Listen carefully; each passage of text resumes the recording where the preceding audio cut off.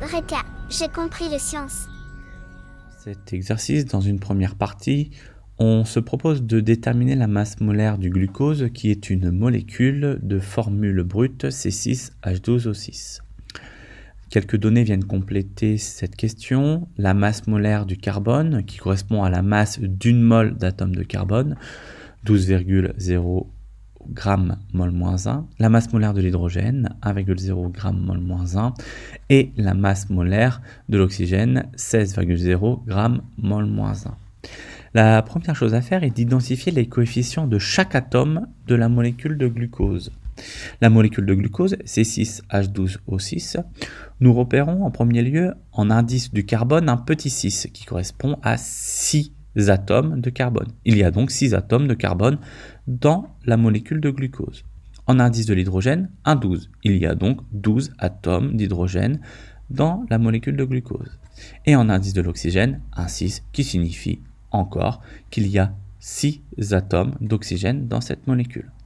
Si on recompte bien, il y a donc 6 atomes de carbone, 12 atomes d'hydrogène et 6 atomes d'oxygène dans une molécule de glucose.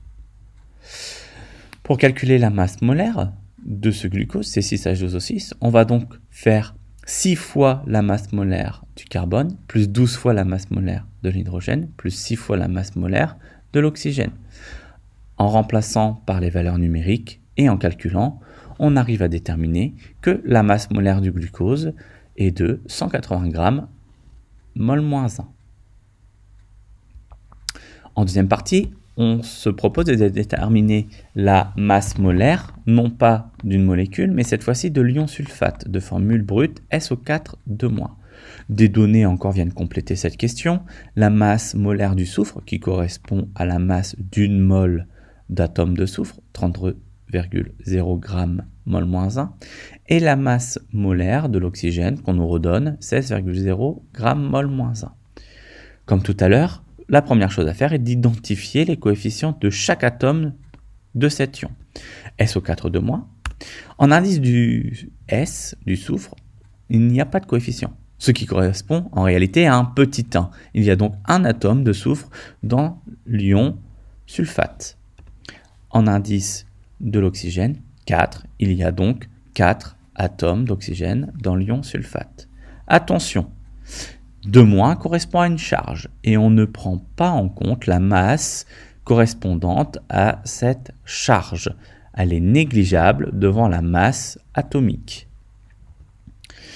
On y a donc un soufre et 4 oxygènes.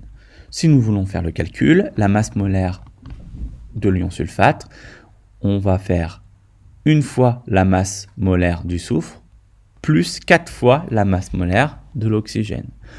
Après remplacement via les données, on obtient donc que la masse molaire de l'ion sulfate est de 96 g mol-1.